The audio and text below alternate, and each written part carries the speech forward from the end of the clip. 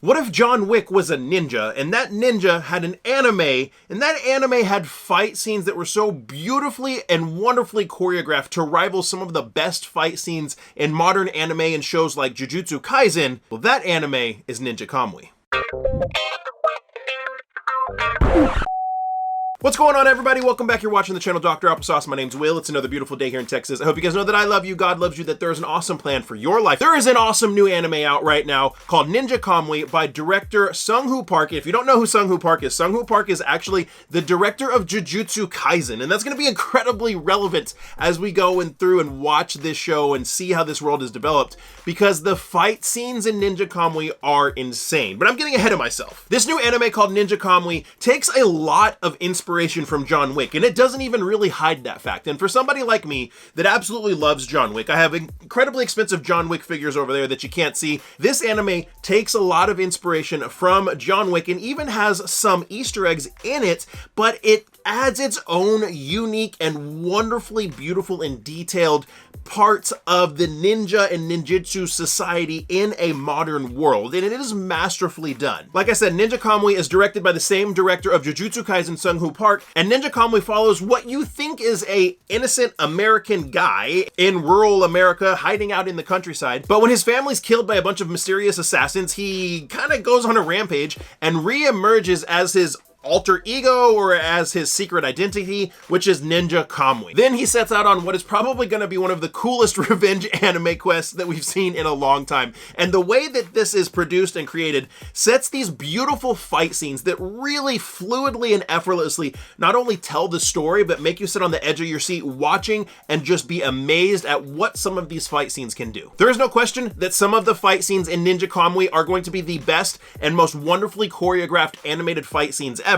And when you look at things that have amazing fight scenes, the first thing that pops in your head right now, because it's very relevant, is Jujutsu Kaisen. Jujutsu Kaisen has some very, very awesome fight scenes in it, and I think from Ninja Kamui, once we get all 12 of our episodes, I think we're going to be rivaling some of the beautiful fight scenes we had in Jujutsu Kaisen. Now, if you're at all familiar with the John Wick franchise and you decide to sit down and watch Ninja Kamui, which you should, it's fantastic. We only have 2 episodes right now, but if you sit down to watch this, you will immediately realize that there are a lot of similarities between Ninja Kamui and John Wick. In John Wick, there is a very powerful and incredibly renowned assassin who escapes for whatever reason and just wants to live the quiet life, and then when somebody comes and thugs come and kill and destroy something that he loves, they re-emerge as their assassin personality and go on a rampage. And in Ninja Kamui's situation, spoiler alert, if you've seen any of the trailers, you know what happens.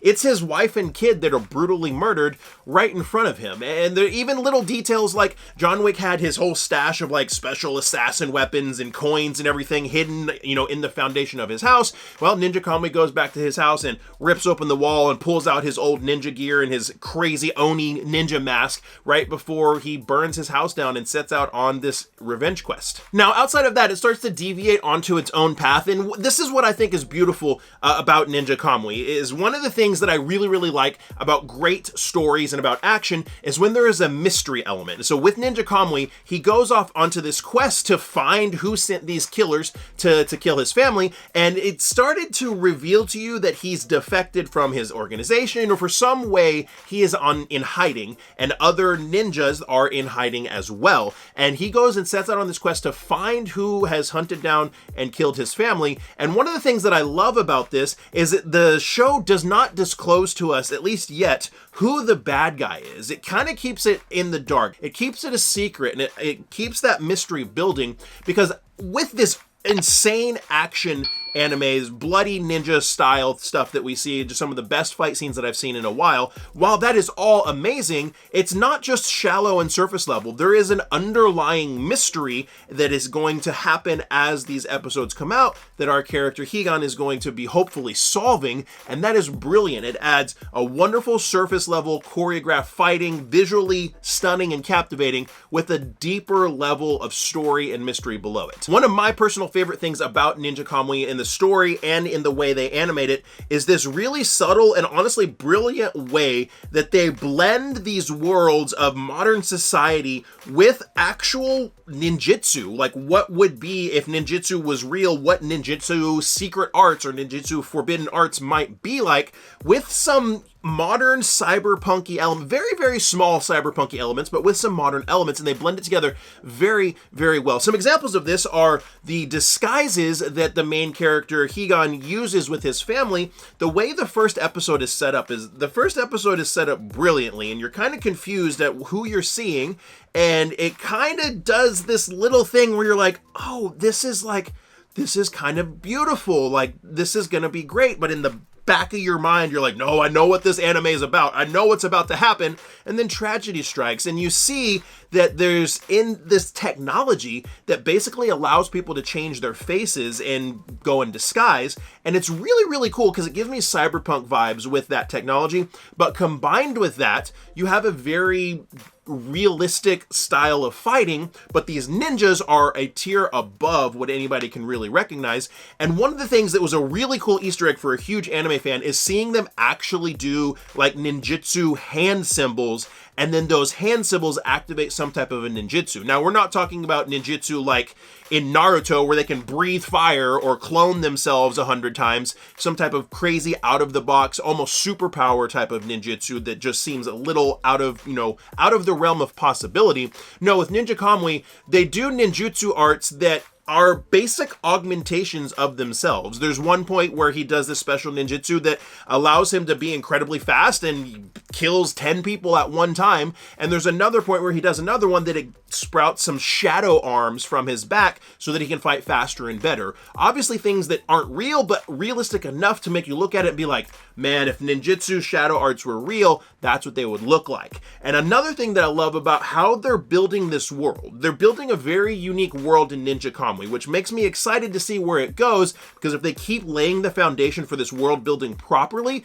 they will build their own unique world that is incredibly exciting to watch and see develop. But one of the things that I find interesting is, let's just use Naruto again for an example. With the ninjas in Naruto, they have chakra, right? You can run out of your chakra or your mana or whatever you want to call it, and if you run out, well, then you can't do your attacks anymore. But what's really cool about the ninjutsu arts that are being used and shown and built in Ninja Kamui is it doesn't seem to be that way. It seems to be like it takes a physical toll on you. Like you can't just use your powers constantly. You have to use them very selectively and intelligently and strategically, because there's a physical toll or a physical price that you're paying in order to use these incredibly overpowered ninjutsu arts. Hey, so it's me from the future. As I was editing this video, I realized there's a few things that I left out. Upon watching the English trailer again, apparently it's pronounced Ninja Kamui. I don't know, Kamui sounds like it'd be more accurate, but apparently it's pronounced Ninja Kamui, so if I'm mispronouncing it the entire video, I mean, I'm a redneck from Texas. What do you expect from me? And also, an interesting tidbit that I forgot to mention is the Japanese voice actor for the main character, for Joe or Higan, the main character, is none other than Kinjiro Suda. Kinjiro Suda is the voice actor of Nanami from Jujutsu Kaisen, who's a fantastic talent. This is going to be a good show. Another thing that was brilliant, and one of my most favorite scenes in the first two episodes, is our main character is in a bar hiding out, and these two redneck podunk cops come in and start to try and, hassle people and shake people down, and they're giving him a hard time, and he gets up to leave, and one of the cops pulls out a stick and is going to smack him with it. You get this really beautiful slow motion scene where he turns around and he goes to punch this cop. He pulls back on his punch at the last second, and his punch is so incredibly powerful that even though he does not physically touch this cop, the cop flies across the bar. Beautiful, top tier animation and storytelling. In that one scene, you get this really great image, this really cool, visually fascinating and captivating image that also tells a huge story of this guy is incredibly powerful, way more powerful than really anybody else that we're seeing in the storyline. What else is he capable of? And obviously it goes without saying that this show is incredibly brutal and savage. I'm not talking about in a sexually gratuitous way, but it is very violent. I would not watch it with children, in my opinion. That is something that's left up to everybody who's going to watch this, but it's definitely a show made for grown-ups or adults.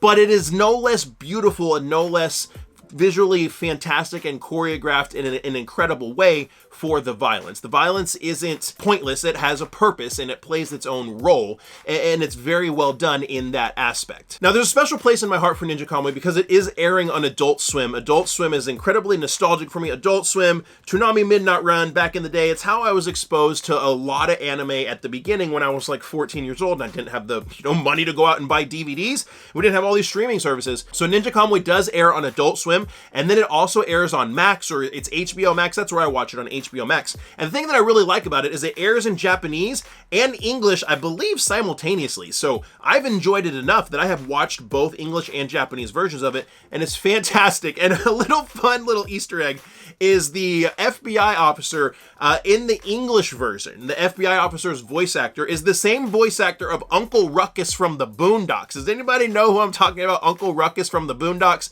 Really cool to see this guy getting a role in an anime when he's not traditionally an anime voice actor, but he did have some voice acting roles, and he was the hilarious Uncle Ruckus in the Boondocks. So Ninja Kamui does premiere on Adult Swim and Max, or HBO Max, whatever the appropriate way is to call it, and we should be getting our third episode tomorrow, which will be February 24th. This anime is amazing. If you're not watching it, you need to be watching it. Drop me a comment down below. Let me know, have you watched Ninja Kamui? Have you enjoyed Ninja Kamui? Let me know what you think about it down in the comments below. And if you enjoyed this video, do me a huge favor. Give it a thumbs up, subscribe, hit the notification bell, all that stuff. YouTube will let you know when I put up new videos, and it's free for you to do those things. It's free, and it supports me a whole lot. And if you enjoyed this one, YouTube says that you're probably going to like that one a lot too. So click that one, watch it next, and like I always say, find somebody to love and serve today. Be the change you want to see in the world. See you next time.